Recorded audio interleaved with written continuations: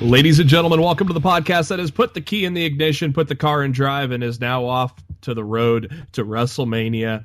This is Lost in the Midcard, our post-Royal Rumble edition, and we are just a short day away from our 1-year anniversary for Lost in the Midcard as well. And for those that have been with us the whole ride, thank you so much.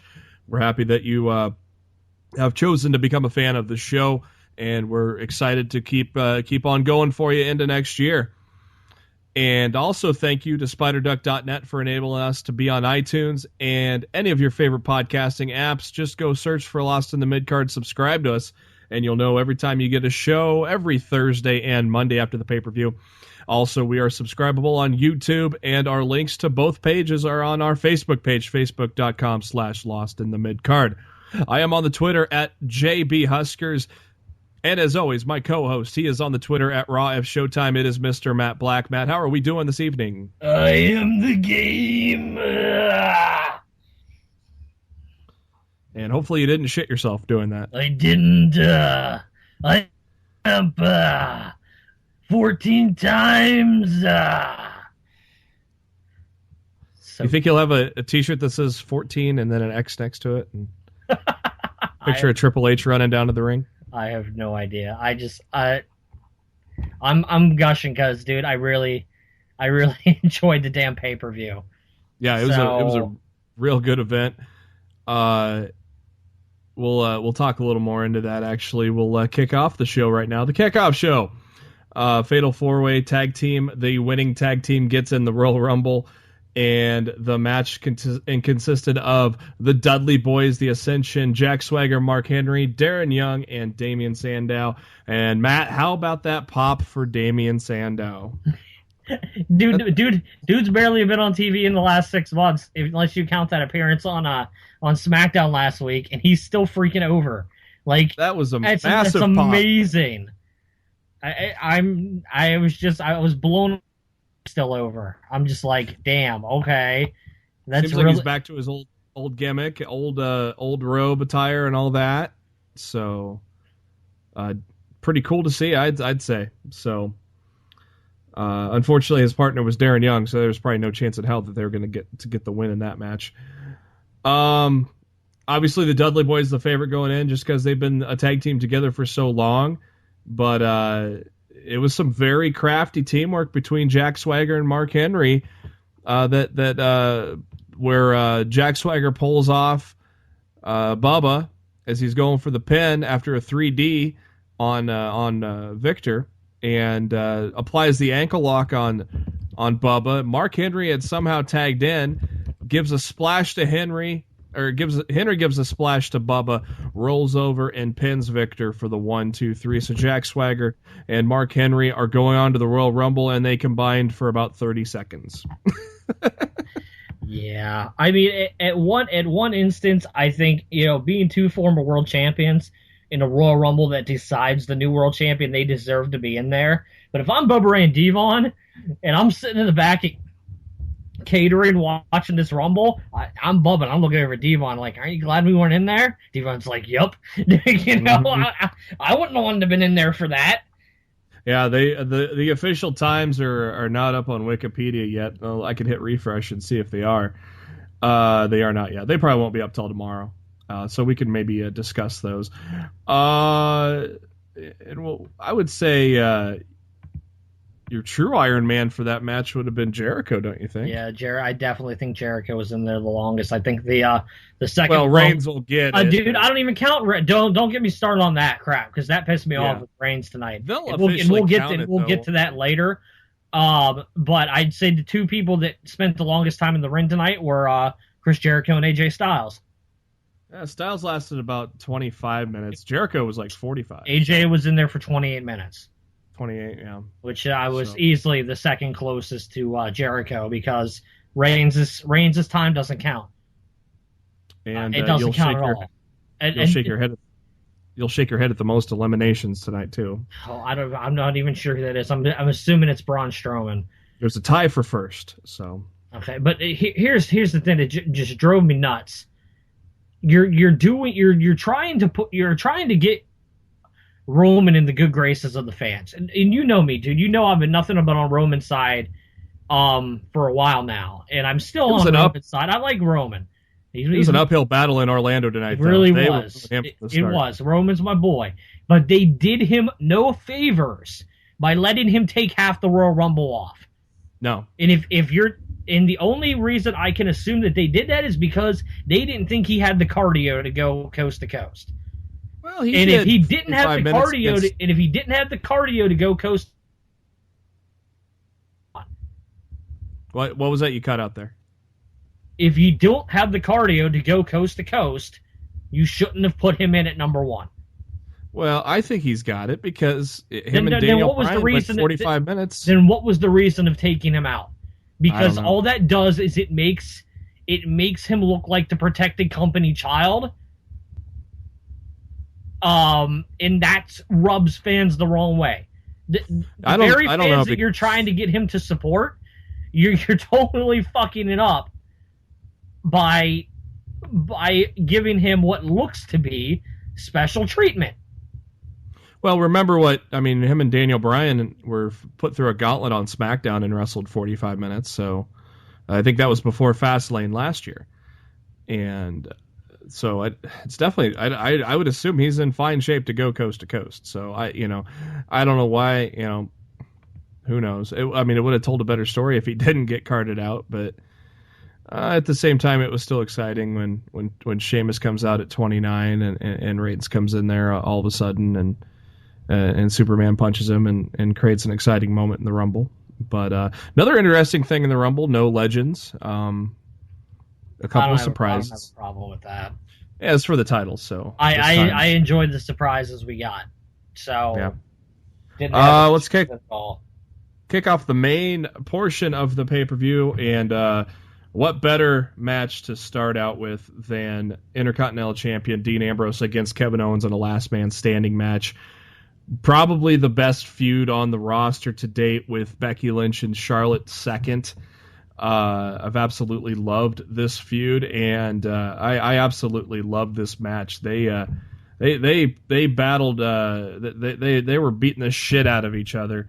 Yes, they were. And this match went a good 20 minutes, and all sorts of great spots in the match.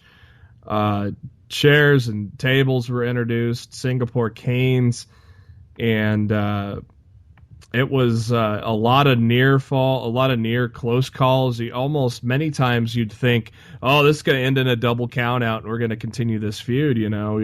There were times where both men were just knocked the fuck out, and it was pretty funny. I liked early on when Owens had Ambrose down, and then Owens just set up a chair for himself and then another chair for an ottoman for his feet, and he just sat there in the ring. I thought that was pretty funny. Probably there were just a ton of cool spots. One of them I loved was when Ambrose threw a chair at Owens, and you could tell he's a good ring toss player because that landed right around Owens' neck. And then Owens does the punch chop thing, and he hits the chair pretty fucking hard. You could hear it. I'm like, oh, that probably stung a little bit on Ambrose's side of things. But these two guys, like we said, beat the shit out of each other. Dean actually nailed Dirty Deeds, but Owens was able to make it at the count of 8. He hit it again on top of a steel chair, and Matt, I thought that was it right there, didn't you? Yeah, they totally could have finished it there. And honestly, I forgot about what they set up earlier. And there were several spots in the match. I'm like, that might be it, because I totally forgot what I've set up the finish earlier on in the match. Like, yeah, they did such a good job of taking your mind off of it. You totally forgot that was set up for the finish of the match, and I loved it. I thought it was great. I was wondering, did they just set up those two tables on top of each other and not going to use them? Because I swear the second straight dirty deeds in a row, and the second one being on top of a chair. I just thought that was it. And then after that, Owens is put on a table, and Ambrose with his patented elbow drop through the table. That was badass. But then, they get back into the ring, and he sets up Ambrose on a group of chairs. I think it was about 8 chairs kind of facing each other. And he was going to drill Ambrose through those, but Ambrose was able to get up and shove Owens, who coincidentally enough was in the corner of the 2 tables, and thank God Owens landed on that spot perfectly through those 2 tables. That could have been dangerous, but I think Owens it was a perfectly executed spot. Yeah, Owens landed about as safely as you could going through 2 tables, I would say. And after going through those 2 tables, Owens could not answer the 10 count, so your Intercontinental Champion is still my boy, Dean Ambrose. And like I said, Matt, I predicted this would be the opener, and they delivered. Yeah, it was awesome. It was a great way to kick off the show. Got the crowd hot. The match was awesome. Both kicked ass. I would have been happy with either of them winning. And I had no problems. I thought it was a great way to start off the show for the night. Now we were talking about the new surprise return the new surprise debut in the WWE, and how his T-shirt is already sold out in some sizes already. Why you gotta do that to me, man? You're hitting me when I'm down. JB, we talked about this before we got in here to record. That I was late to the party, and I didn't realize the shirt was already on sale, and they already sold out in my size. It doesn't come out until next month, Matt. It'll get restocked before it comes out. Damn it, pal. What I was referencing was did you notice another shirt on WWE Shop when you were going to look? There's a shirt in memoriam for Francesca 2015 to 2016. Yeah, I have seen that. I thought it was kind of funny. New Day come out, and they are mourning the death of Francesca, Xavier's beloved trombone, and they wanted a moment of silence, but all of a sudden we hear another trombone of light shimmer through the day, and it was Xavier Woods with Francesca number 2. And again, another funny moment by the New Day as they come to the ring. And how about this, man? Orlando just must not like Samoans or something, because the Usos got booed to hell too.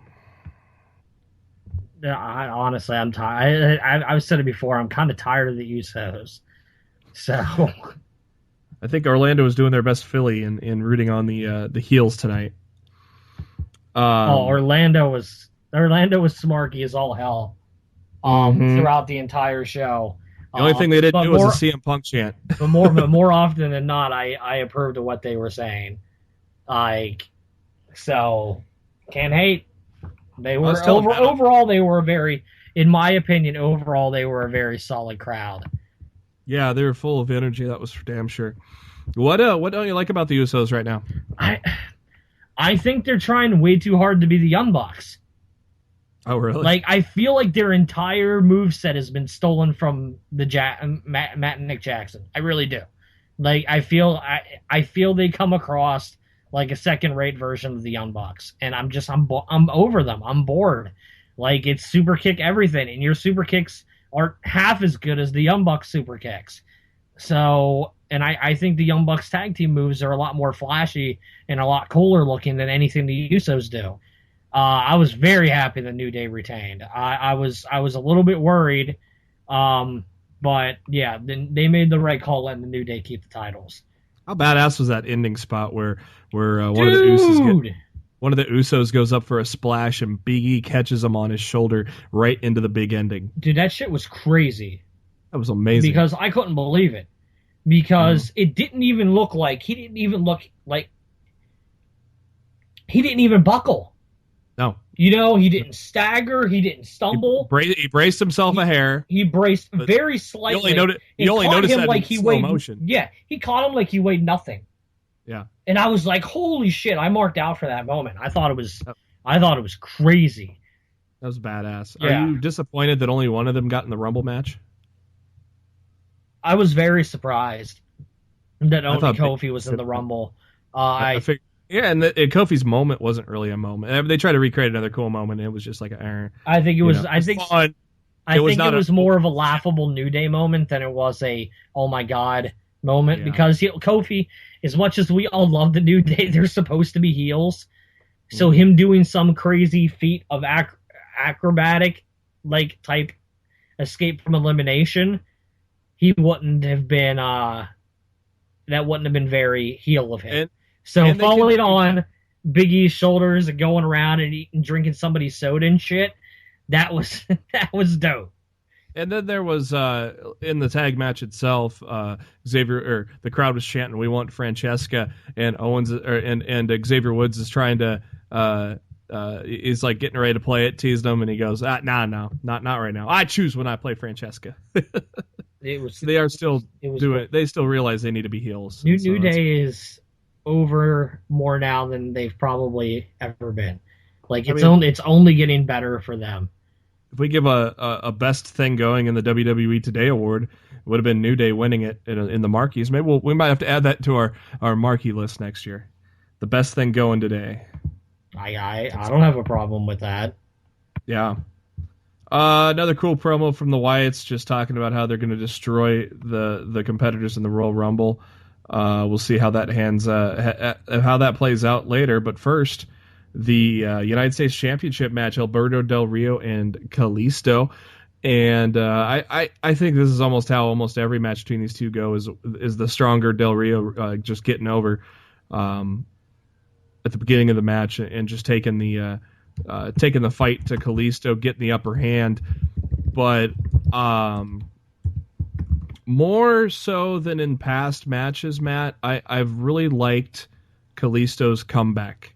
Kind of his comeback offense, it was like a gradual way for Kalisto to get the advantage. It wasn't shit out of nowhere. It was little minor move, then a major move and such. And I kind of like the progression of this match. What did you think about it? For the most part, I really enjoyed the match. I was a little bummed out that there were a couple botched moves in there. And I always worry about that. It's not because I have an issue with it. Wrestling isn't supposed to be perfect. Mistakes happen, and I get that. But I always worry when an up-and-comer makes a mistake like that Vince looks at it and goes, "See, this is why we can't push this guy." And that always worries me, that they're going to cut the legs out from someone who doesn't deserve it just because they made a botch in the heat of the moment. So I sent out the tweet that it wasn't Kalisto's fault. Del Rio just had too much oil on his back. You know what? You're right. He might have. His foot completely slipped off his back right there. It's like, but no, I felt bad for Kalisto when it happened. I was just like, damn, because I don't want to see him out there making any mistakes. I don't want Vince to have any reason, not to push him. You know what I mean? If that makes sense. Yeah, it does. Yeah, and I just that word, when I saw that, it worried me. I'm like, oh man, because I don't want to see that. I don't want to see anything happen to Kalisto. I want to see him get pushed. I want to see him be over, and I'm super happy for him. I don't think it's gonna be a problem, because I hope not. I really hope not. I think he's the new Ray, and Ray couldn't really do much wrong in Vince's eyes. So I think Kalisto's in a unique spot where he's going to be that top Mexican draw for a fan favorite. And I think these couple little moves, to be fair, Kalisto corrected himself pretty good with the roll up on Del Rio after he slipped off his back, Yeah. So it wasn't like it just fucked up the whole flow of the match. He instantly got him in a schoolboy. So, it wasn't that bad. And I don't think there's much to see of it. Hopefully not. Hopefully he doesn't lose the title tomorrow night on Raw. Let's just say. Oh God, don't say that. And backstage, oh God, that would be awful. Paul Heyman approaches Stephanie McMahon and talks about her pores, which totally grossed Stephanie out. I thought that was kind of funny. And so he's saying once Brock Lesnar wins the Royal Rumble and becomes the reigning, defending WWE World Heavyweight Champion, it's time to renegotiate his deal. And obviously Stephanie was not having any of that.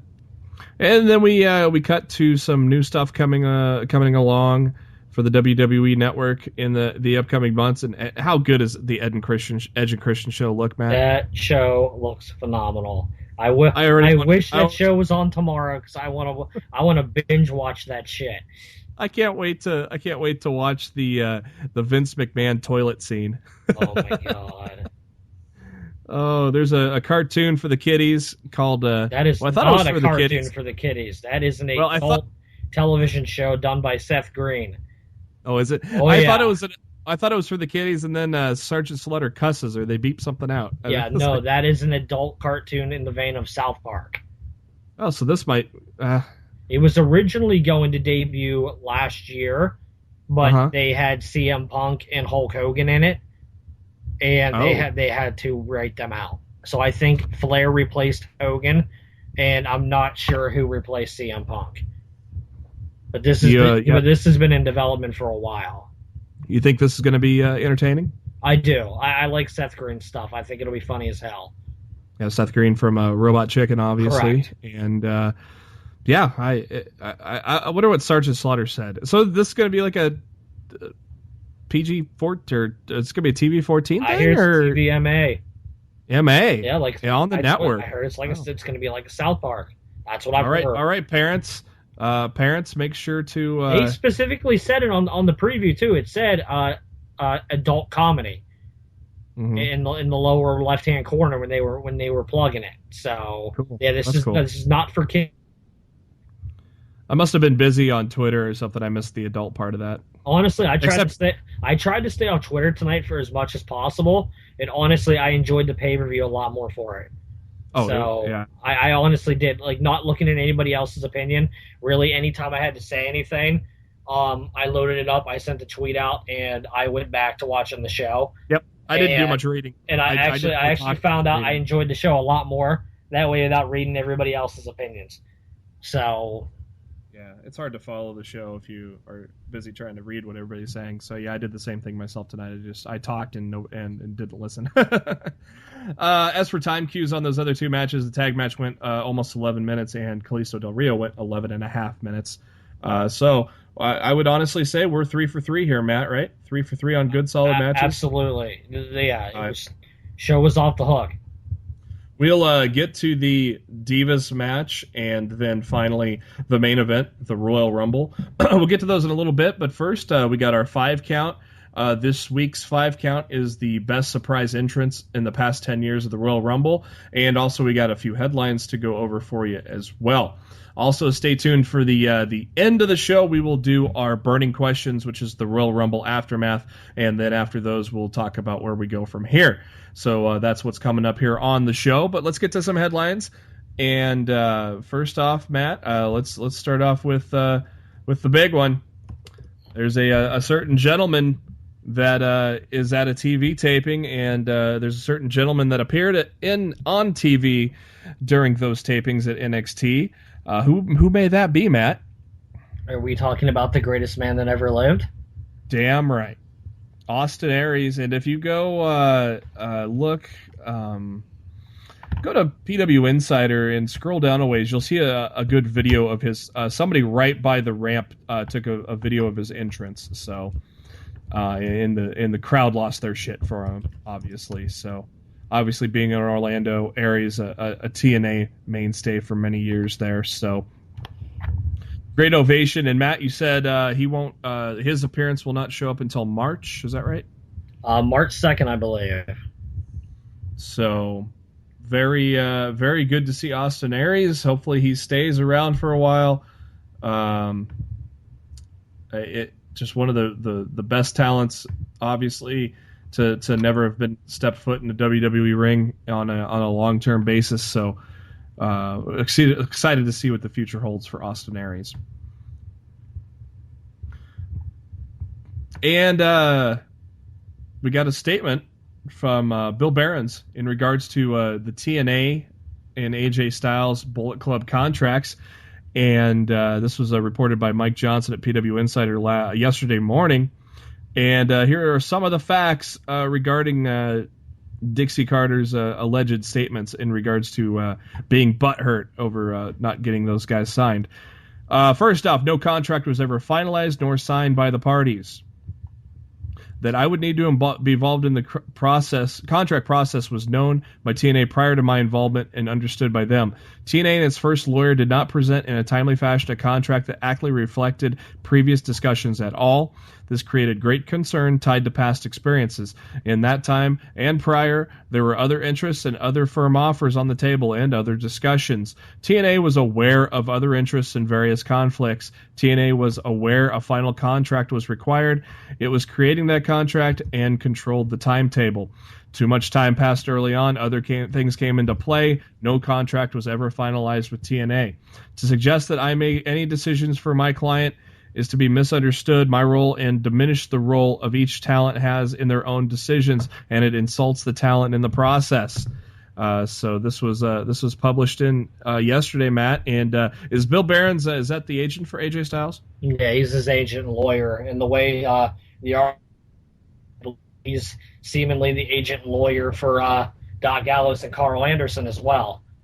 I mean, that's certainly how the article reads to me anyway. So what do you think of all that? I think it buried TNA.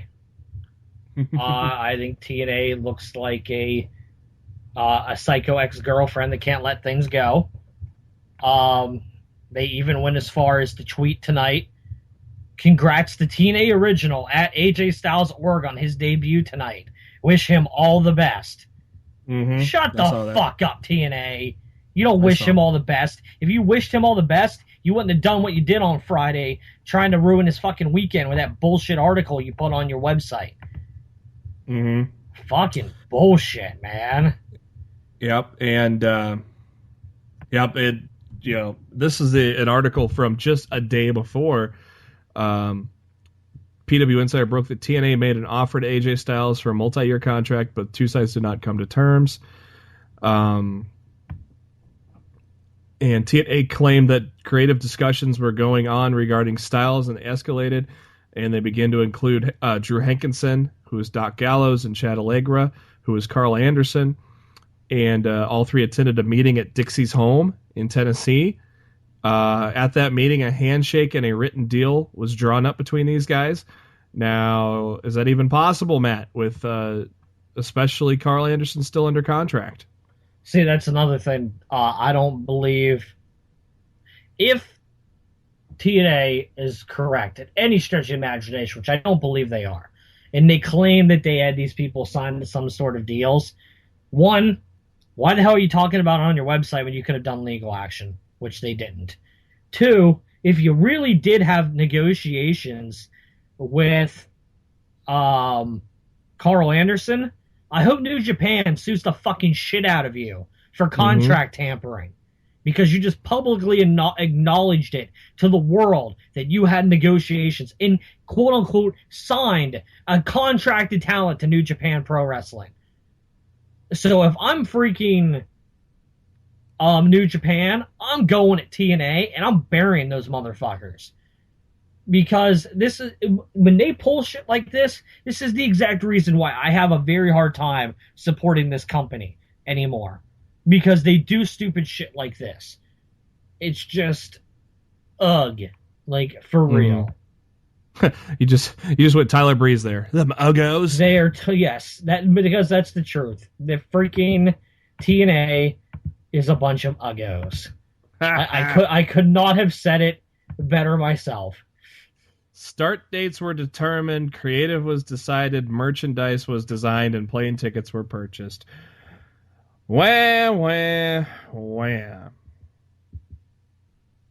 Hey, on the brighter side, Matt, the porn with Sonny has been done. And at least for her sake, good for her. She's getting much more than $100,000. So now maybe she can, well, probably fuck it up anyways. So. Oh my god! How long before that's burned through? That is hilarious. Oh, and the name of the movie, Matt, is Sunny Side Up, In Through the Back Door. Yeah, I don't care about any of that. You ready? Would you like some eggs for breakfast, Matt? Yeah, not off Sonny's ass. WWE just put out a tweet. It said, "Here's everything you need to know about WWE's newest superstar, AJ Styles." And I have to read this paragraph to you, JB, because you're gonna laugh. You're gonna freaking laugh. Styles' first national exposure came in WCW during the company's waning final weeks, where he chased the WCW Cruiserweight Tag Team Championships as one half of the duo called Air Raid. He completed in a tryout in dark matches for WWE in 2002, but was never signed by the company. Undeterred, he made a name for himself in every single promotion that wasn't owned by Mr. McMahon, with countless blowaway matches. He battled Sting and Samoa Joe in Florida, challenged CM Punk and Daniel Bryan in Chicago, and fought Kevin Owens and Sami Zayn in California. Then in April 2014, Styles took his first step toward international acclaim when he debuted in New Japan Pro Wrestling, immediately aligning with the Bullet Club. Yeah, that other that Orlando independent organization down there. I love it. Suck it, TNA. And if you go down below it, articles you may like, Austin Aries is right next to him. Oh man, Matt, we are on the verge of a renaissance, aren't we? Dude, I'm having a good night. Samoa Joe had a great tweet earlier and after the Rumble. Actually, so did Austin Aries. What did they have to say? Austin Aries said 31. Damn, maybe next year. Hashtag Royal Rumble. And then Samoa Joe said, "The pieces are now all in proximity. The correct playing surface. Warned you it was all changing. Buckle up and get ready. Hashtag 2016. What was Joe's tweet again? You cut out a little bit there. He said, "The pieces are now all in proximity and on the correct playing surface. I warned you it was all changing. Buckle up and get ready. Hashtag 2016.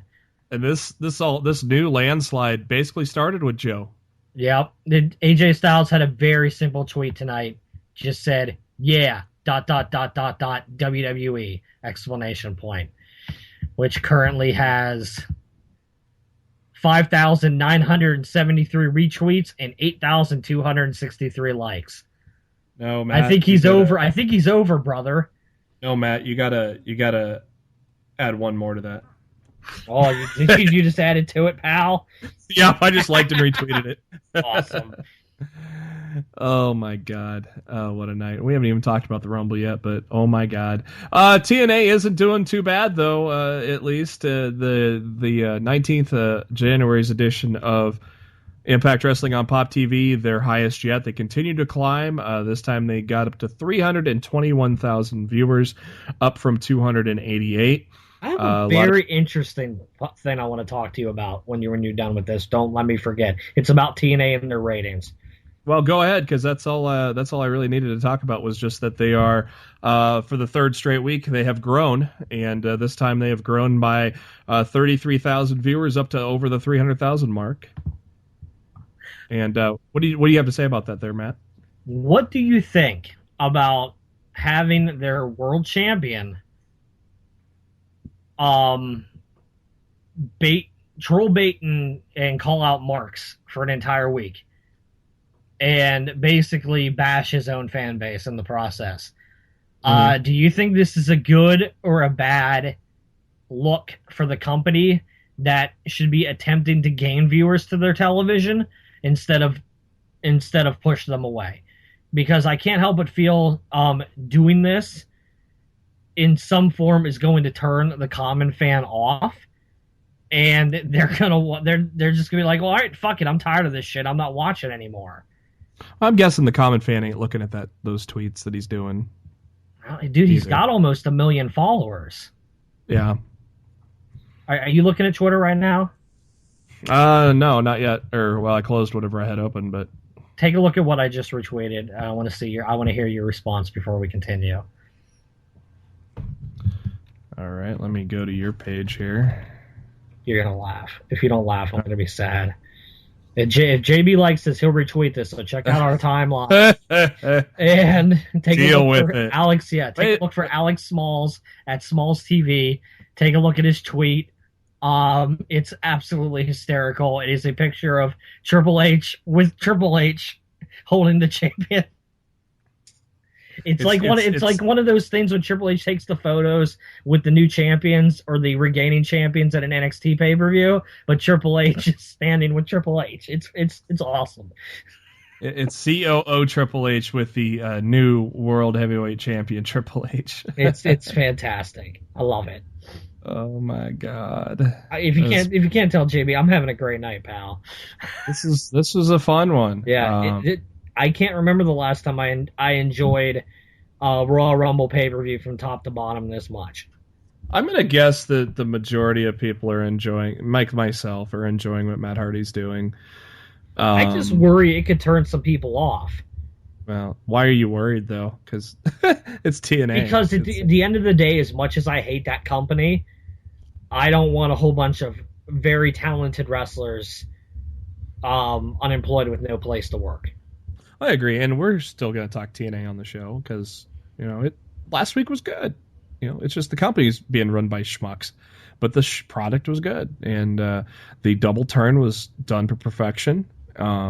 We groaned when we read the spoiler, but we were happy when we saw the result. So, and then for SmackDown, that rebounds. Morrow's third week as the play-by-play announcer for SmackDown.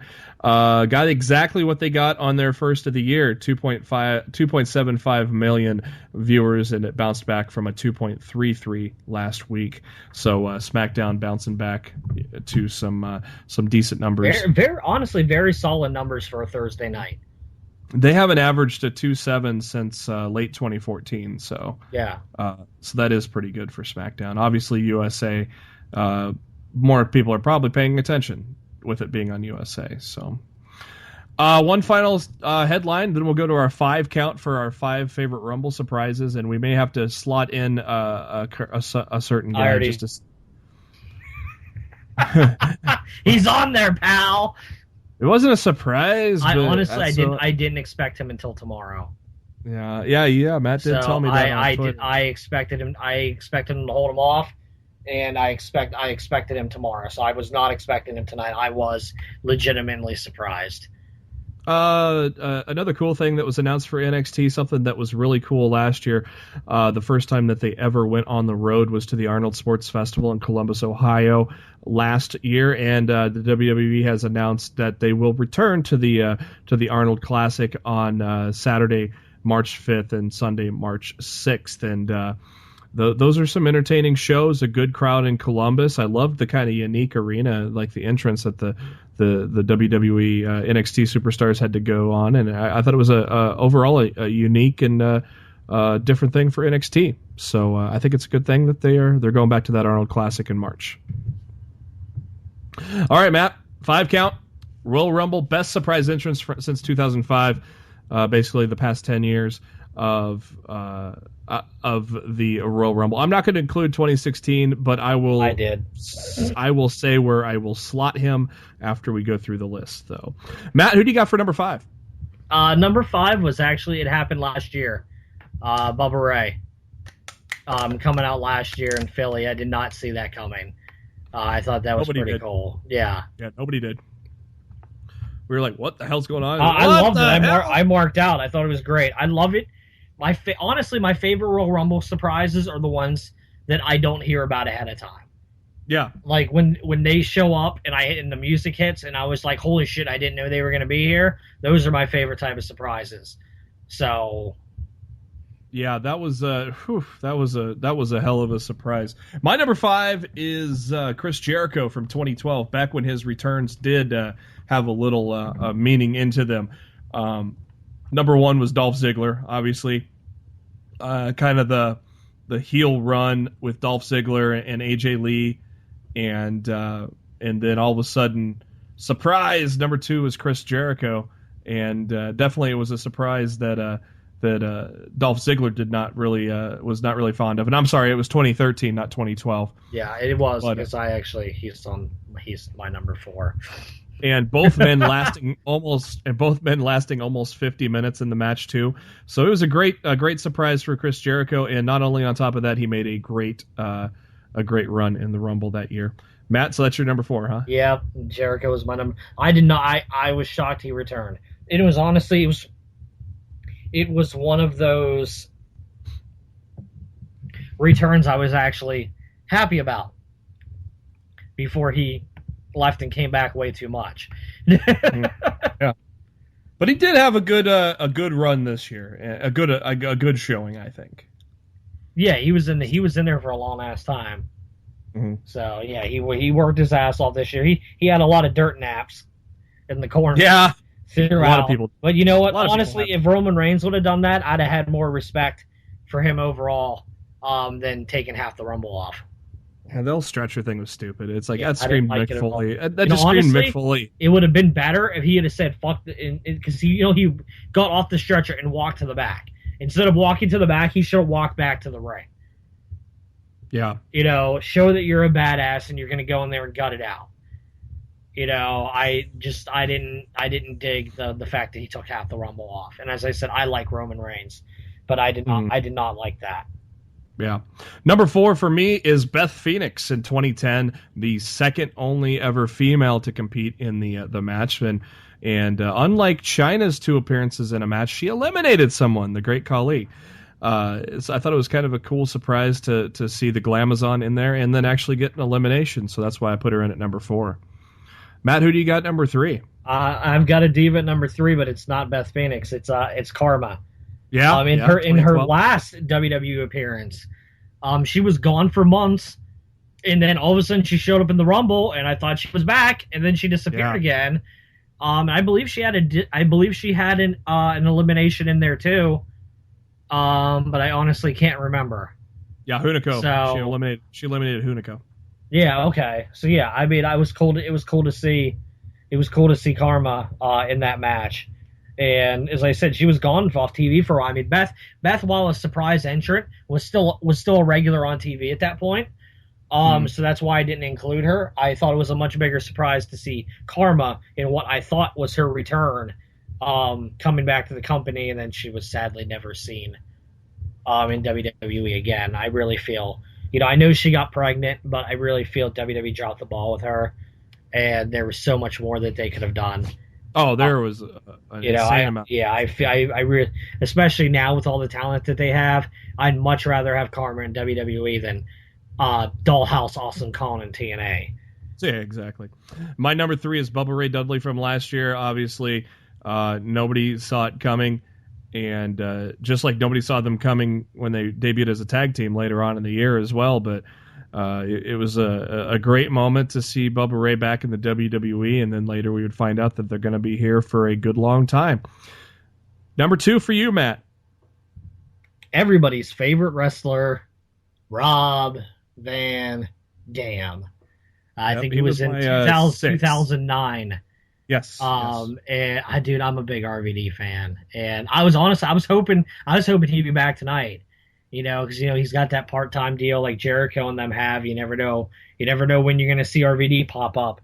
So I was kind of cautiously optimistic that we might have seen an RVD return tonight, and they could have had him on the road to WrestleMania. He could have had some good shit with some people, but it wasn't meant to be. But yeah, I love RVD, and I marked out when he came back, and that's all I've got to say about that.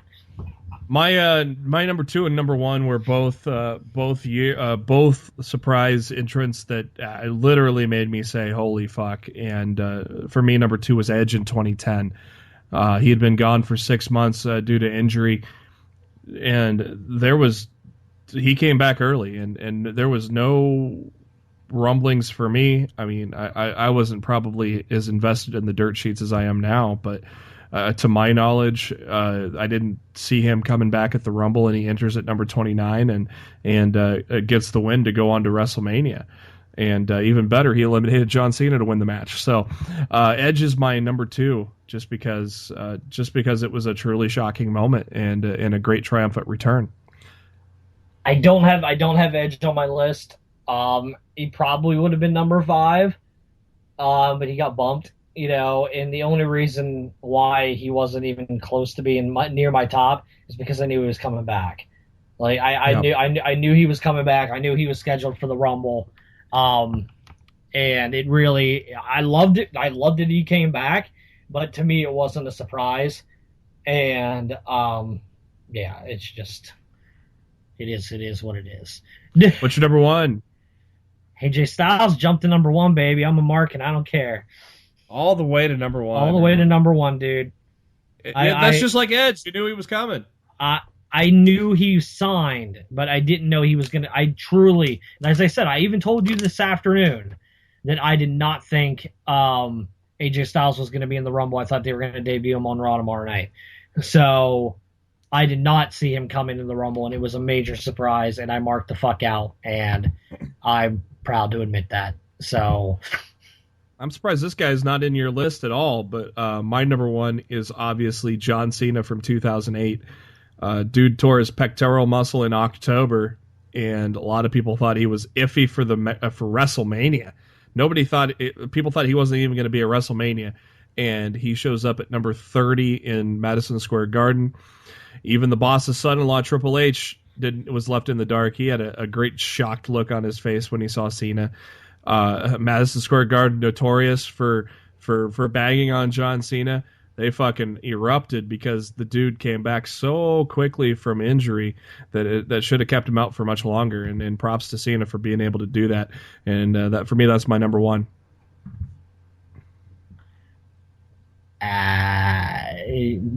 Cena was not on my list because to me, it wasn't a surprise. It was one of the most agonizingly terrible feeling moments in Royal Rumble history for me. Because you knew he was going to win. As soon as it was a year, they were not expecting him back for Mania.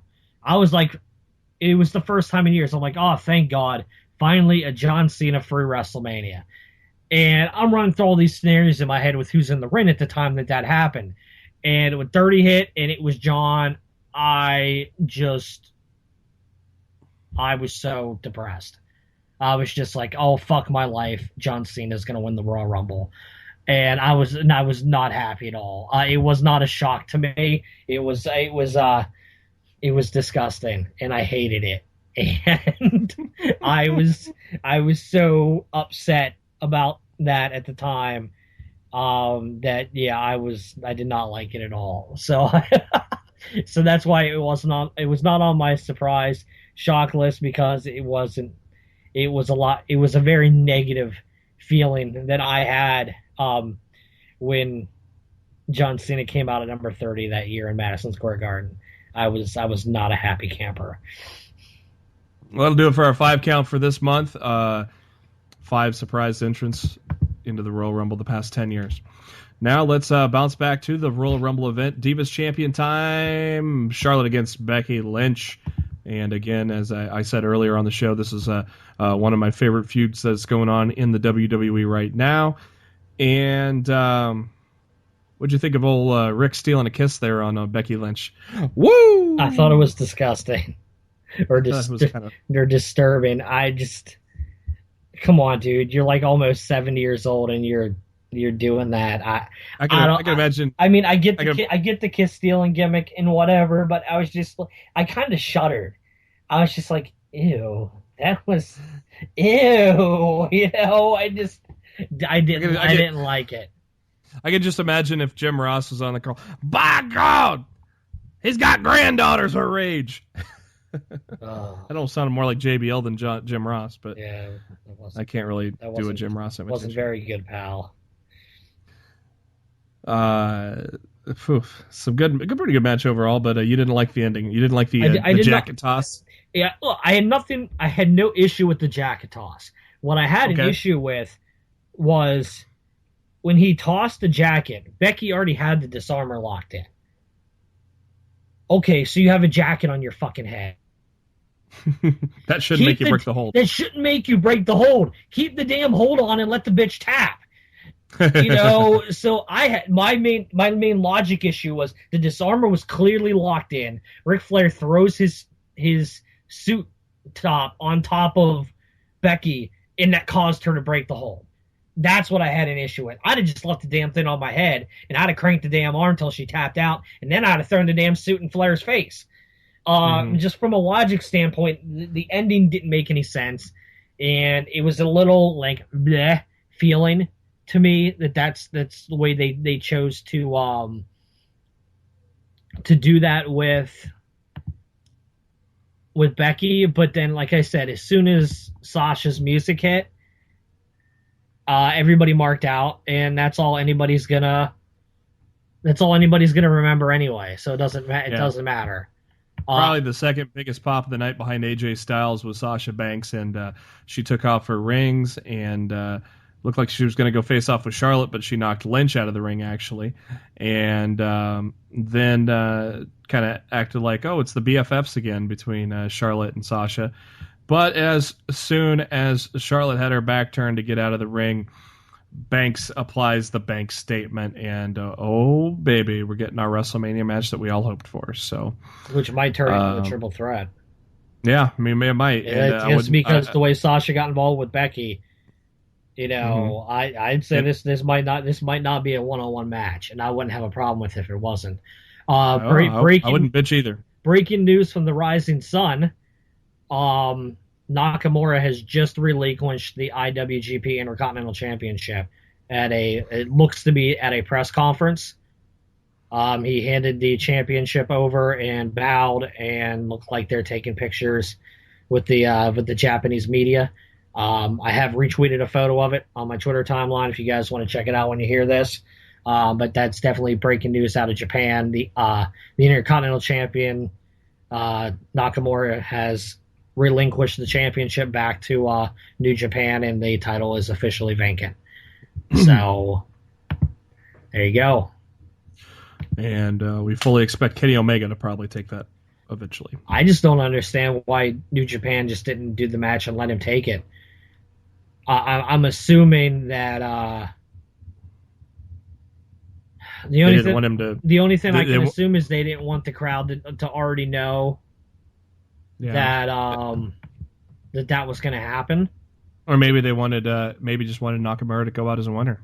Yeah, I don't think I think it was more Japan just didn't want the foregone conclusion that Omega was going to go over, and that's my opinion. So I don't know for sure, but if I had to guess, I would say that's why they did it.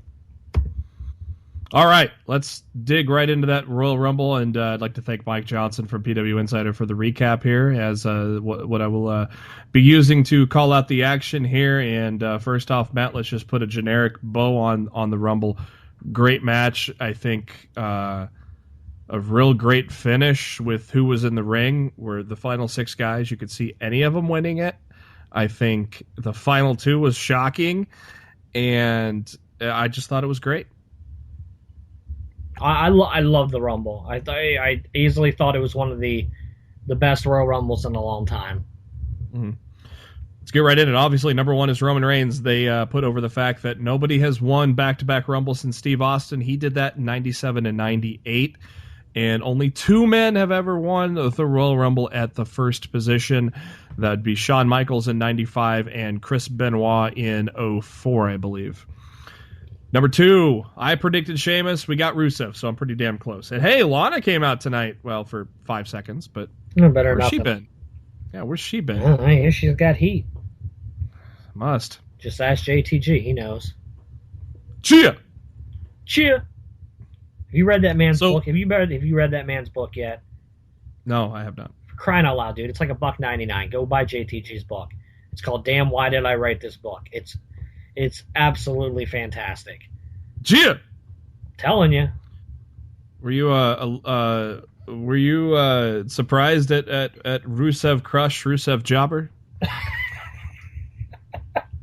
I was a little surprised about how quick he went out, but when I saw who came in at number 3, it all made sense. It all made sense as to why whoever came in at number 2 had to get out really quick.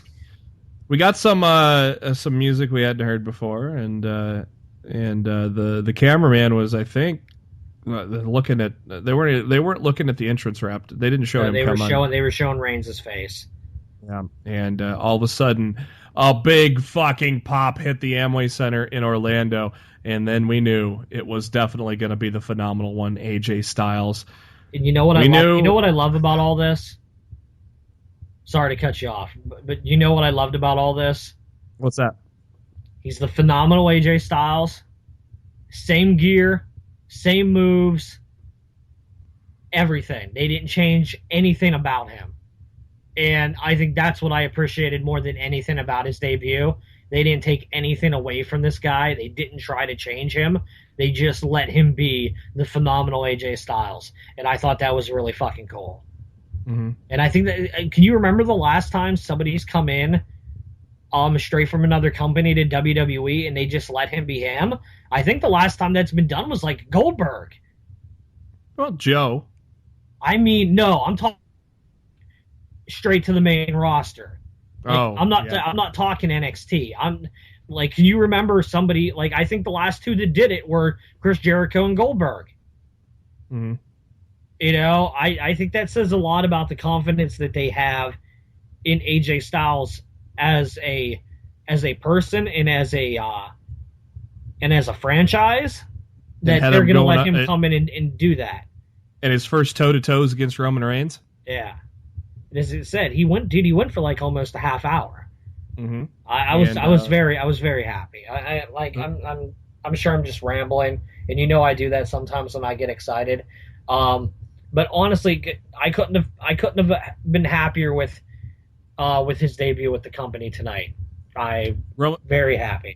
Roman went for a powerbomb. AJ rolled through for the first of many teased Styles clashes, but Roman got out of that. But then we got a Pele kick, so that was pretty badass to see Styles land that. He went for another Styles clash, but got hit with a Samoan drop. And Matt, were you holding your breath at the Golden Boy throwing AJ out quickly? I was really, trust me, there was a worry in the back of my mind that AJ would get, unceremoniously tossed like Rusev, and that might have soured me on the entire pay-per-view as a whole. So thankfully they didn't do that. I did find it funny, they teased the Styles Clash the entire freaking evening, and he never got to hit it.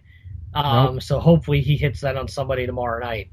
And, he didn't even hit it on a big win on Raw. His closest one was Neville. Yeah, he didn't even hit it. He didn't even hit it on a Stardust or a Neville, or his closest one was with Neville, and I don't remember, somebody big booted him or something when he had Neville set to go in it. And I can't remember who hit. I think maybe Owens super kicked him. We'll probably get there. It might have been. Yeah, it might have been Owens. Number 4 was Tyler Breeze. Could you have picked a better person to eliminate him than Kevin Owens? No, I tweeted that. I said he was the perfect guy. Yeah, that was the absolute perfect choice to throw him out. Number 4 was Tyler Breeze, but we all know Tyler Breeze is still in the doghouse for bailing on a show early, so he went out pretty quick. So AJ and Roman Reigns once again are going face to face. Number 5, the Social Outcast music plays it, and we don't know who's going to come out, but it is Curtis Axel, who has still not been eliminated from the 2015 Royal Rumble. But though Axel didn't have a long run, but he didn't get jobbed out like at WrestleMania. At least he had a little bit of a moment, right? Yeah, well, he lasted longer than Mania. That's not saying much. No. We all thought he was going to be the Santino of the year, though, and I don't think he was exactly that. I think Tyler Breeze was probably the Santino. That could have been Rusev. I don't know. We'll have to wait for the numbers to come down on Wikipedia. Maybe they'll update here before we get done with the show. Number 6 is Chris Jericho, and Jericho and Styles going at it. I was kind of giggity on that one. And obviously the AJ Styles chants going all throughout the arena, just insane. And again, Styles going for a Styles Clash, no dice. Jericho puts him in the walls, and then Roman hits Jericho. Number 7 is Kane. We haven't seen Kane in quite a while, but Kane definitely a Royal Rumble record holder for a lot of things. Him and Reigns go at it right away, and then Styles and him go at it, and so then this is kind of the point where the ring is starting to fill up. AJ Styles is again getting a shitload of chants from the Orlando crowd. Number 8 is Goldust. And then 9 is Ryback, who comes out to a big chorus of boos as well. people getting tired of the Ryback. But it's funny. He gets all these chorus of boos, but then when he starts doing Feed Me More, everybody chants it. So, sheep. Yeah. Bah. Number 10 is Kofi Kingston from The New Day. And all three guys come out. So that leads us to believe that probably only Kofi is going to be in the match for The New Day. And sadly enough, that was right. Number 11, Titus O'Neil. And we haven't had an elimination for quite some time. And that's our cue for somebody to get eliminated. Thank you, Michael Cole, for telegraphing that. He telegraphed two things. He telegraphed that. He telegraphed he telegraphed way too much tonight. I feel like Michael Cole was really off his game. And I don't know if it was JBL just annoying the shit out of him all night that got on his nerves or what. But it definitely, like, Cole's normally really good on the pay-per-views, and I felt he kind of felt like he was off his game a bit this evening. Yeah, he definitely telegraphed Brock Lesnar because I knew he was coming out at 23. Yeah. I was like, easily. Number 12 is R-Truth, and as we were, saying that we're getting tired of the My Bad stick, I thought this was good. I know we're getting tired of this My Bad thing, but he went to put the ladder up and climbed it and reached for the briefcase. I thought that was good. I think I would have liked it better if he would have been pushed off the ladder. Like, yeah. I wish Kane would have tilted the ladder over instead of him tumbling over the top. The fact that he brought him down to throw him out, I'm like, why do the ladder spot if you're not going to go all the way with it? So, no, I think it would have been better. I think it would have been better if Kane.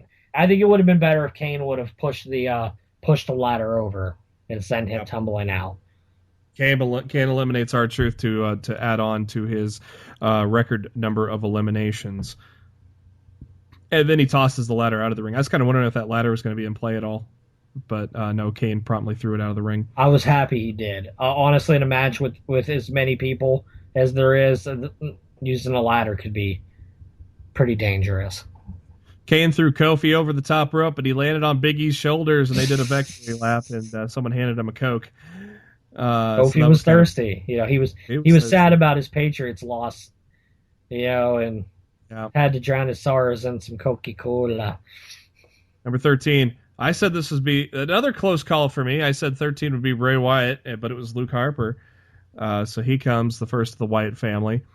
And as Luke Harper is entering the ring, the League of Nations comes out and pulls Reigns under the ropes, gives him a beatdown. And while Matt had said he didn't like what had transpired with Reigns taking a powder for half the match, I did love the Rusev splash running across three tables. No, I thought the beatdown was great. And I was totally fine with the beatdown. But when the beatdown was over, they should have tossed him back in the ring. Mm. All right, we got him beat. He's done. He's out of it. We just kicked his ass, tossed him back under the bottom rope so somebody could throw him out. I thought it was kind of funny seeing Vince hug Rusev, though. I think Rusev initiated the hug, and Vince just ad-libbed and went along with it. And I thought it worked really well. I did enjoy it. I enjoyed the hug. I thought it was funny. Yeah, that was great. No Wade Barrett, but obviously he's still trying to play it safe, so that better to be safe than sorry, because Wade Barrett is one of my favorite wrestlers, and I'd hate to see him go out for a long time with an injury. So, number 14 was Stardust, as the EMTs are checking on Roman. 15 was the Big Show, and Big Show's cleaning house. And then 16 is Neville's first ever Royal Rumble match. And him and Styles had a little go at it, so that was another thing that made me go giggity. Neville made a quick one in the ring. He's like, "Get out of my way, Roman Reigns! I got a Rumble to win." Yeah, exactly. And Roman's like, "No, you don't, bitch." During the whole stretcher stuff, Kofi Kingston got eliminated. We didn't see it though. Yeah, they had to show it on a replay. Which once again, AJ Styles chants are filling up the arena. And who'd have thunk it? No kidding. Number 17, Braun Strowman, and Braun Strowman is now Matt's favorite guy because he eliminated Kane and Big Show. No, he's not. Oh, he's not? Okay. Number 18. Don't get me wrong. I don't mind that Kane and Big Show got eliminated, but he's far from my favorite guy. Number 18 is Kevin Owens. Big pop by the Orlando crowd for him. Owens doing a great job of selling the destruction of the opener in the Last Man Standing match. And And we eventually got Styles and Owens again. Giggity. And unfortunately, though, I was right. Styles was going for the clash on Neville, super kicked by Owens, and then Owens throws him over the top rope and says, "Welcome to the WWE." Then I thought it was kind of funny. Luke Harper looks at AJ going, "Hey, AJ." Yeah. 28 minutes for Styles. A very impressive debut, I think. I don't think he had it. I don't think, honestly. No complaints on AJ at all? Booking wise, it would have been cool if he would have went a little bit longer.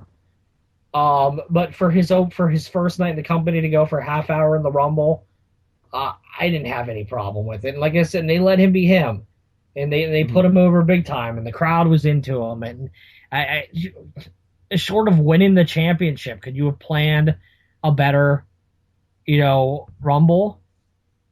Honestly, if they wanted to make sure Triple H would have gotten that heel heat, they should have left the Rumble come down to freaking Triple H and AJ Styles. Mm-hmm. Because if Triple H would have eliminated AJ, he probably would have gotten booed out of the damn building, which is what they wanted. They wanted Triple H to be a heel, but Triple H was a massive ass babyface tonight. So it's crazy. Thanks to whoever updated this, but the times for the Royal Rumble are updated, so we'll go over those here in a little bit. Booyah, booyah. Number 19. What a coincidence. Both guys that started the match are 18 and 19. Dean Ambrose comes out. And Ambrose also still selling the battle because it was a tough battle both ways. And obviously Ambrose goes right after Kevin Owens. And Owens was selling the shit out of that battle, dog. Yeah, he was. Owens looked like death coming down the ring. Mm-hmm. Number 20, holy crap, dude. Number 20, the second biggest surprise of the night, Sami Zayn, and he goes right for Kevin Owens, and Zayn beats him down in the corner. JB, can you recall who called this months ago on Lost in the Midcard? Go back a few episodes. Dude, I feel like I called this months ago. It feels like a long time ago. I called this exact moment. The only difference was I had Kevin Owens as the Intercontinental Champion at the time.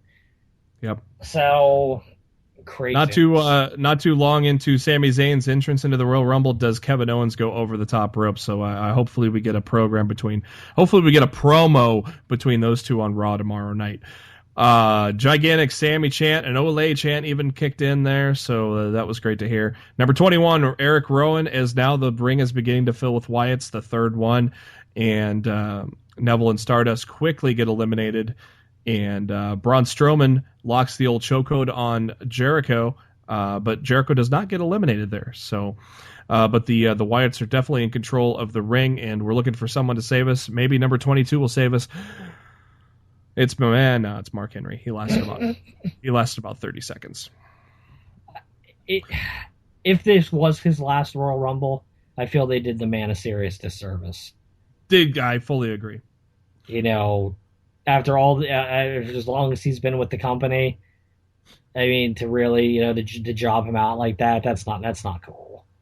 Sami Zayn, his stay in the Rumble was very short because the Wyatts are now taken over. He gets dumped over by Strowman.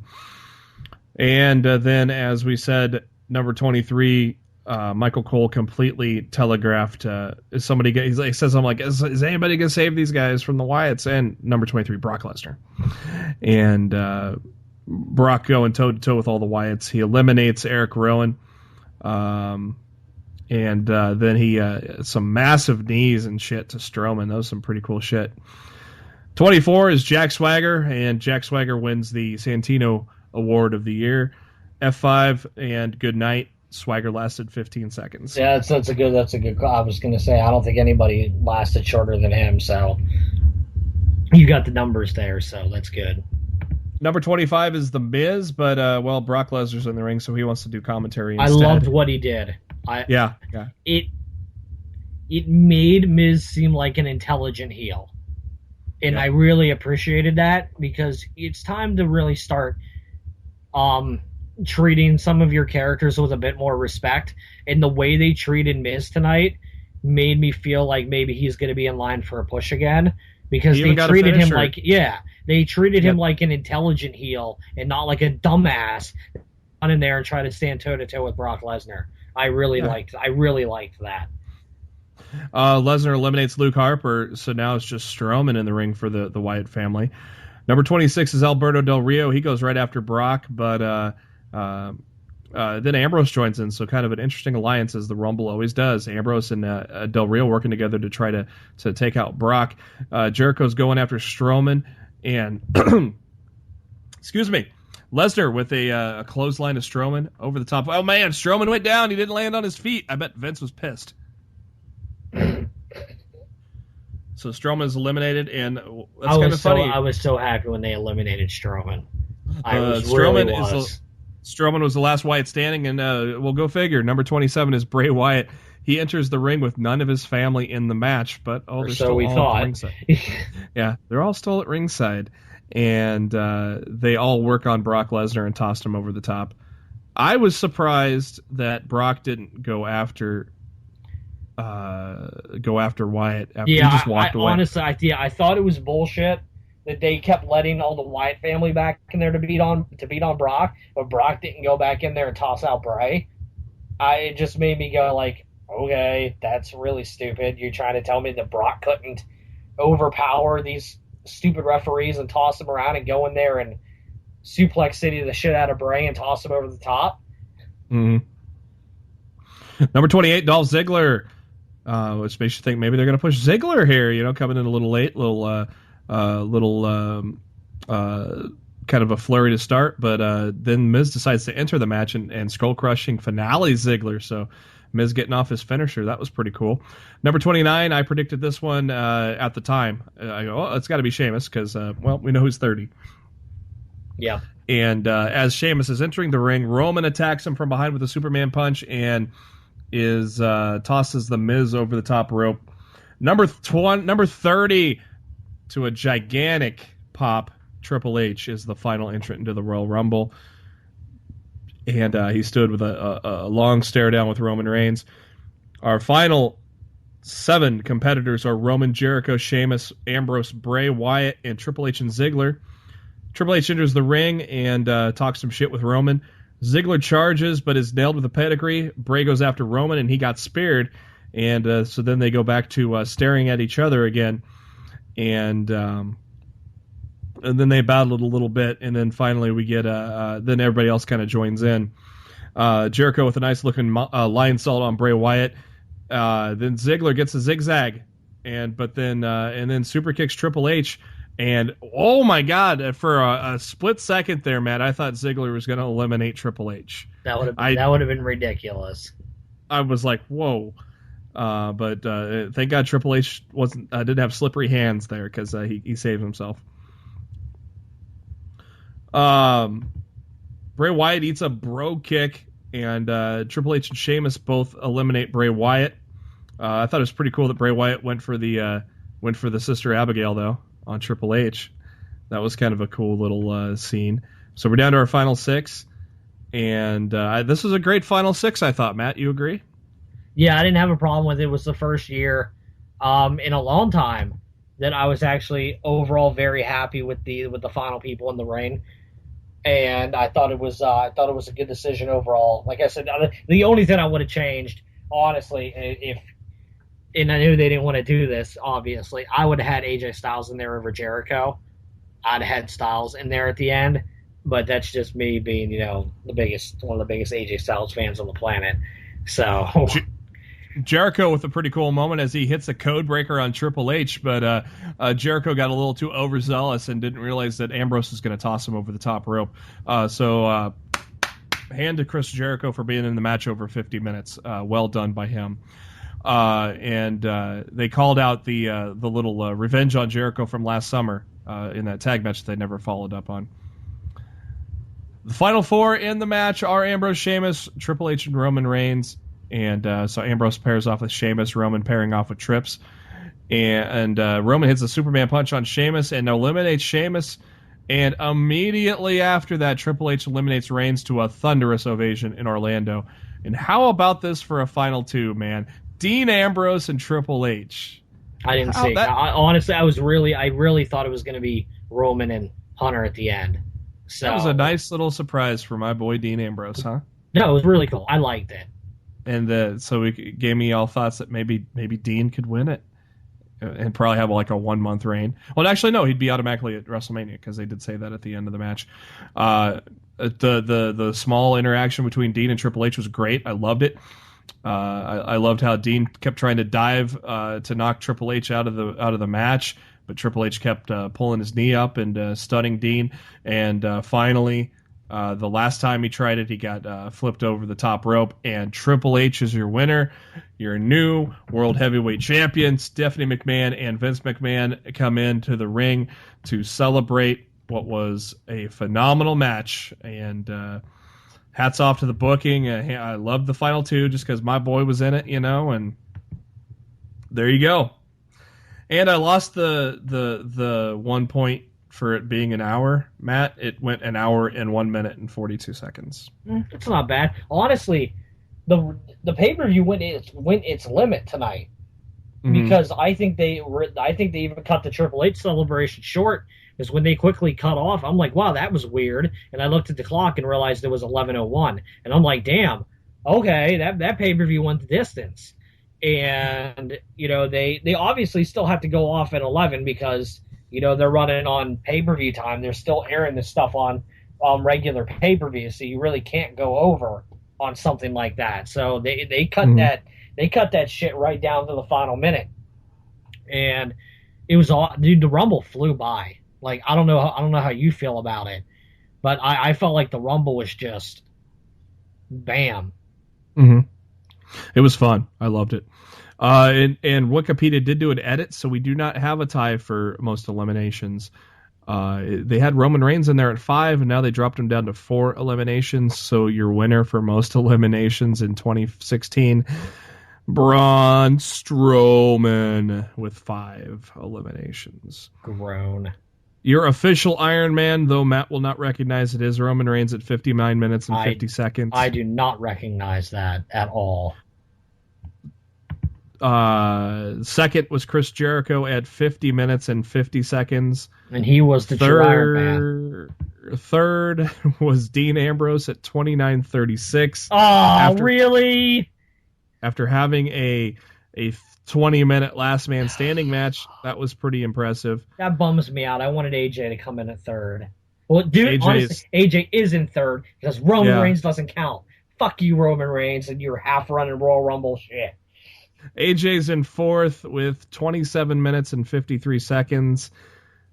Fifth, Luke Harper at 23:40. I didn't realize he was in there that long. Damn, go Luke Harper.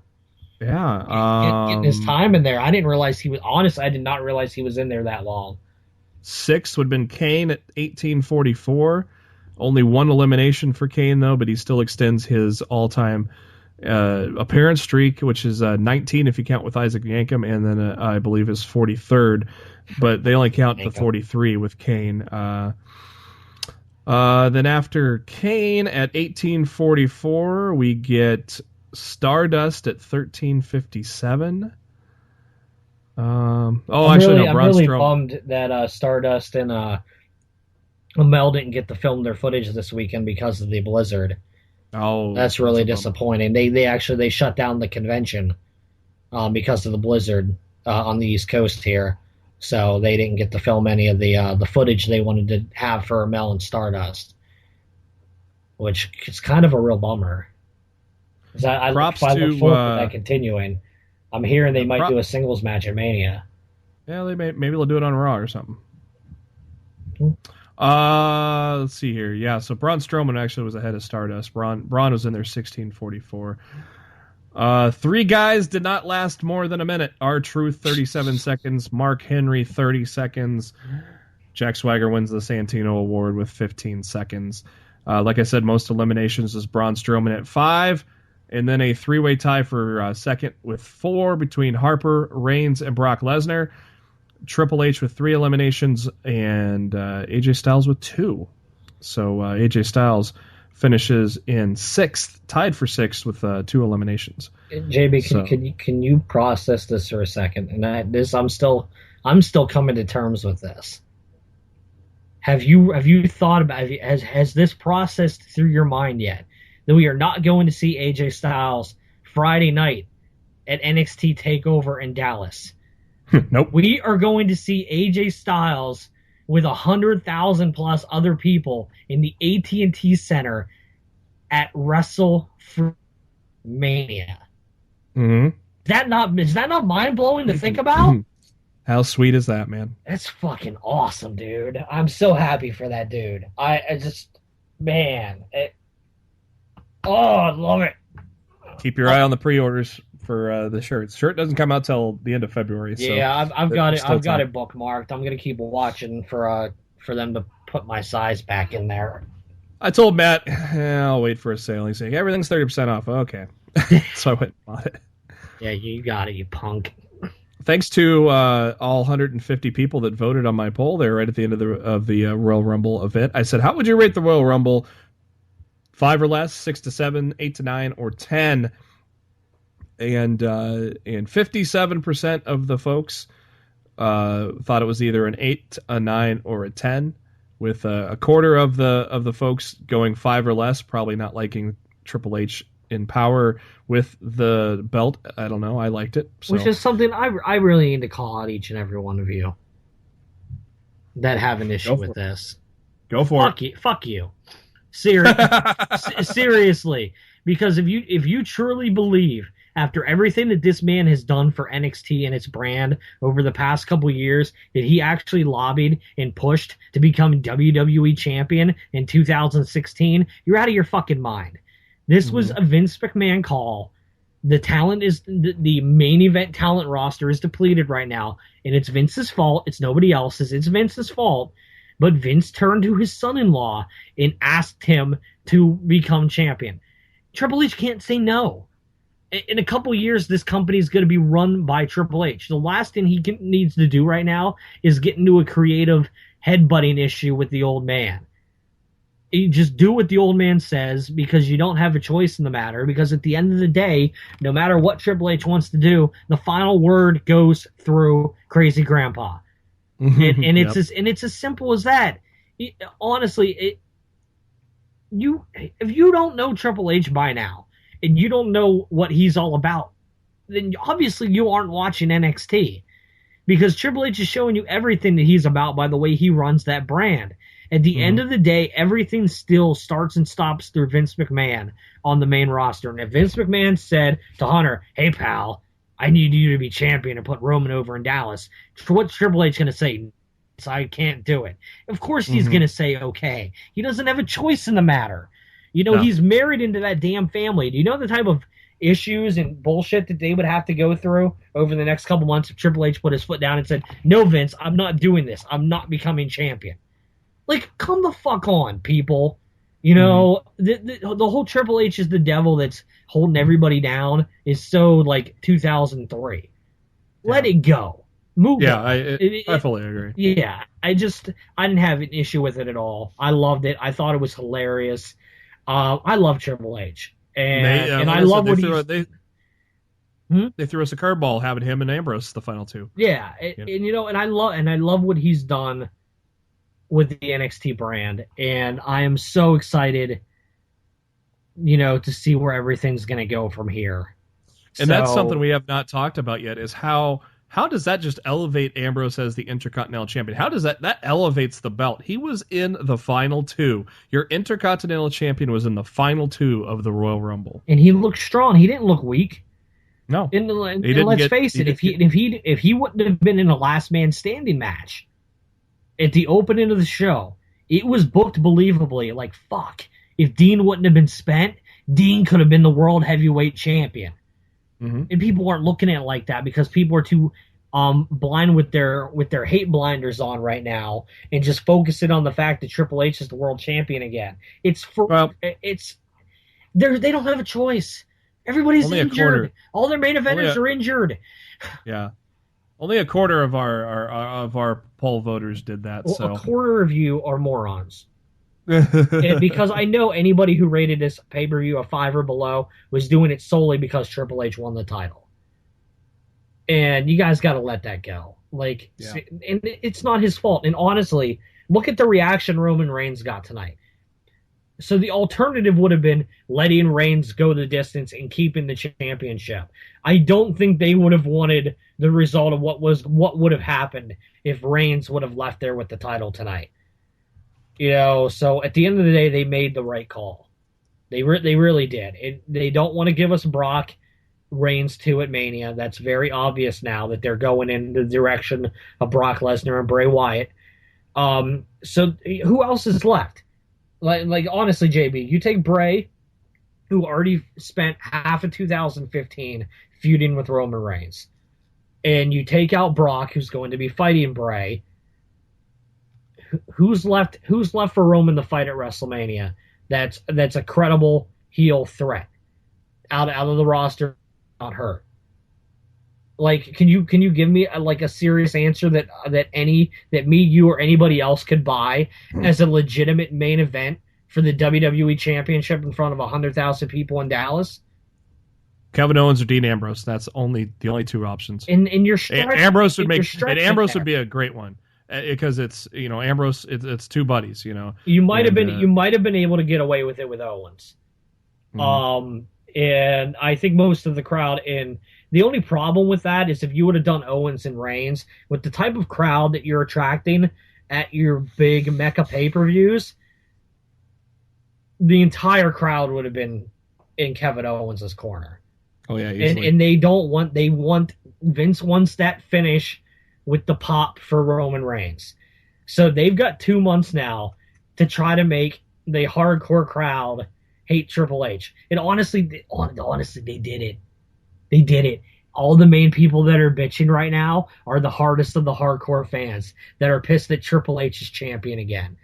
So at the end of the day, who are you cheering for? You're cheering for the 14-time champion, or are you cheering for the young guy? Honestly, they're between a rock and a hard place at that point. So what I mean? Mm-hmm. It's really the whole dynamic is very, very interesting. I think they would have had a lot better options had they turned Reigns heel when they should have, but they didn't. Yeah. So we're stuck with a face Reigns, which makes his heel opponent list very, very short for WrestleMania, because no one's buying Sheamus in the main event of WrestleMania. No, no offense, fella. But nobody bought you as champion when you held the title for a month.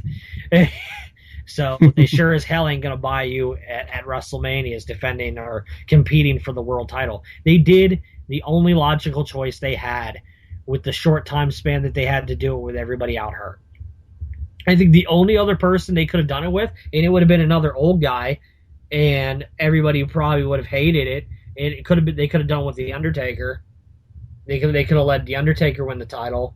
But the fact of the matter, you're going to have Roman Reigns beat and retire The Undertaker in Dallas. I don't think anybody would have liked that either. I truly think if you step back and you look at the landscape of the company and you survey everything, without Reigns leaving with the championship, there was no other choice but Triple H to win this championship tonight.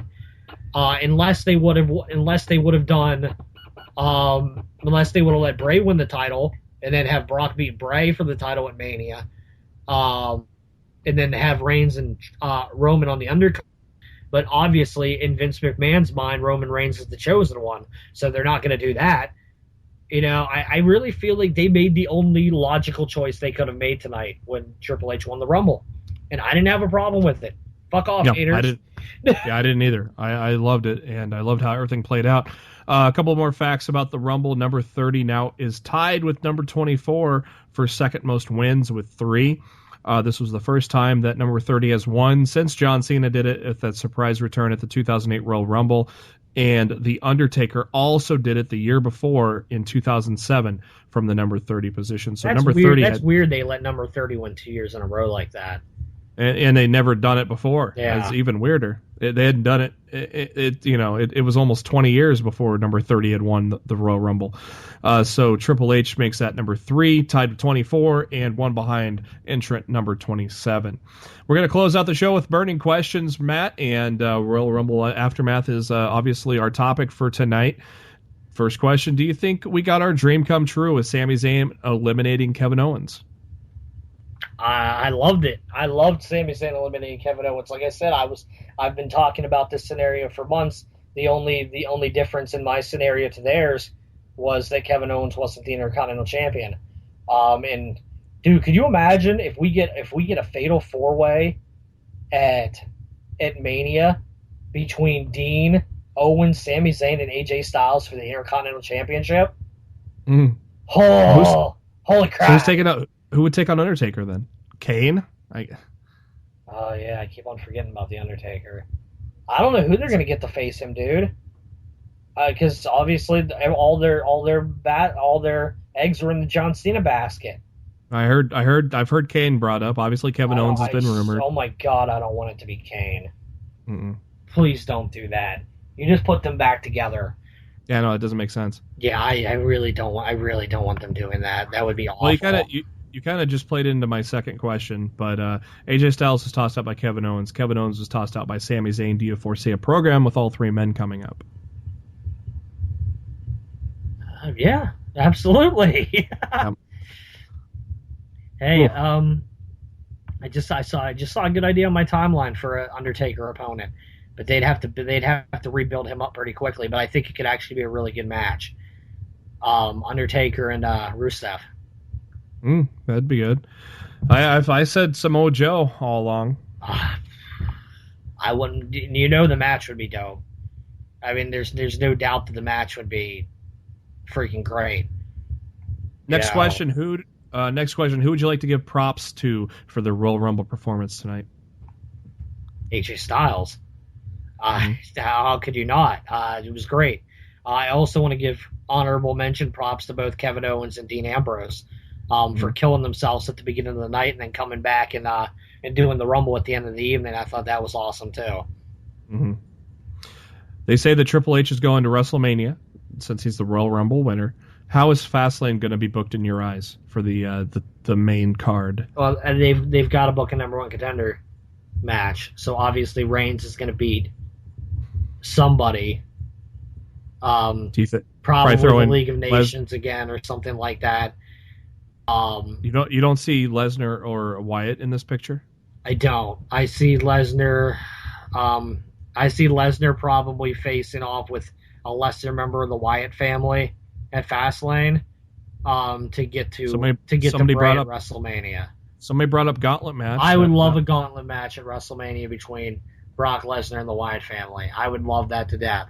But I mean, the question is, how do you get there from Fastlane to WrestleMania? Mm-hmm. I don't know. And final question: after 2 years of flubs, did WWE finally get it right this year at the Rumble? As I thought it was easily the best Royal Rumble in the last 3 years. So yeah, I think they did. And as I said, everybody honestly, if you're one of the people that were complaining about Triple H winning the Royal Rumble, okay, here's the two things you need to do. 1, cancel your WWE Network subscription, and 2, stop watching Raw. Don't watch Raw. Don't watch Raw tonight. If you're truly that disgusted with Triple H being the WWE champion, cancel your sub and stop watching the product. Because other than that, if you're going to continue to watch and you're going to continue to bitch about something like this, JB said suck it. Honestly, because I blatantly explained earlier not only why it was the right call to put the title on Triple H, it was the only call, and it was also not his decision. This wasn't a Triple H call. This wasn't Triple H stroking his ego to become a 14-time WWE champion. I'm sure Triple H had his way. His days in the ring would be over already. Whatever, pal. I'm stroking my ego right now, pal. Yeah, dude. Triple H just wants to help run the company and eventually run the company without Vince's, fucking shit up for him in the process. So step number 1: fire Kevin Dunn. Yeah. Well, the problem is when everybody's hurt And Vince has failed to create new talent. Who's he going to turn to? His son-in-law, who's still built like a truck, that can go in there and work and save his WrestleMania in 2 months. Yep, that's what he's he going to do. Yep. That's going to do it for this edition of Lost in the Midcard, our Royal Rumble review special. We definitely are marking out at everything that happened tonight. We are thoroughly satisfied and happy and cannot wait for Raw. And Matt, you know what I'm excited is when I'm going to watch Raw live tomorrow. So, you know I'm excited. If nice. That is exciting. You're normally very anti live Raw because you hate having to sit through the commercials. Yeah, but again, thank you to SpiderDuck.net for hosting us and enabling us to be on iTunes. And also thank you, and you can also subscribe to us, via iTunes or any of your favorite podcasting apps. Just search for Lost in the Midcard. And also on YouTube, our link is also there to subscribe to us. And so you know every time we come at you with a new episode every Thursday or Monday after a pay-per-view. And all of those links are in our notes section of Facebook, facebook.com/Lost in the Midcard. And before we go, Matt, where do we go from here, and what are your final thoughts? I think the road to WrestleMania is off to a, no pun intended, phenomenal start. And I'm very excited to see. I'm very excited to see where we go from here. Nakamura's right around the corner. It's going to be very interesting to see how he plays into WWE's plans for WrestleMania. Because I also hear, just like AJ Styles, I hear he's bypassing NXT and coming straight to the main roster. So if Nakamura's coming straight to the main roster, hell, let him work the Undertaker. As I think Nakamura versus The Undertaker would be a hell of a freaking match. Oh. Yeah, you just orgasmed over that thought, didn't you? On that note, we're going to end this edition of Lost in the Midcard. Thank you for tuning in, and come back to us on Thursday as we see what they do with Raw right after that, and also talk a few of other things. Thank you. Have a good evening.